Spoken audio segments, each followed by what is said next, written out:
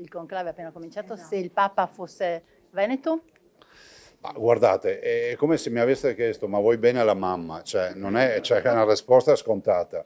Io dico che è fondamentale in questa fase avere un rispetto ossequioso del lavoro di 138 cardinali. I cardinali sapranno scegliere l'interprete, io spero, migliore di quello che è il nostro tempo, come lo hanno fatto con gli altri papi. E questo è un tempo del dialogo interconfessionale, è il tempo della pace, che viene prima di tutto, e, e soprattutto alla luce di un dato che ho visto sulla stampa straniera di uno studio che è stato fatto, solo il 16% degli 8 miliardi e mezzo di cittadini nel mondo non crede in qualcosa.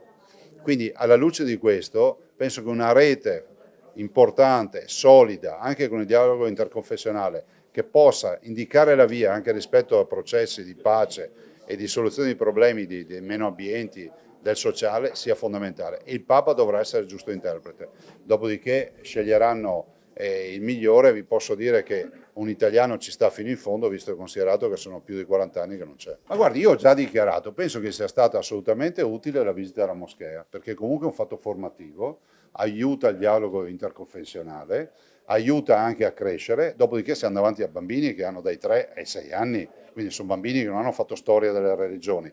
Posso capire fino in fondo la visita alla moschea, che qualcuno spieghi che non ci sono i banchi ma i tappeti, che non c'è il prete ma c'è l'imam, e così spero che facciano anche con le sinagoghe o con i templi buddisti, dopodiché mi sarei fermato lì. È un po' scappata di mano la situazione, sicuramente in buona fede, ma che passi tutto in canarina, che si dica che è tutto normale, anche vedere dei bimbi che fanno finta di pregare, non penso che abbiano pregato, anche a no.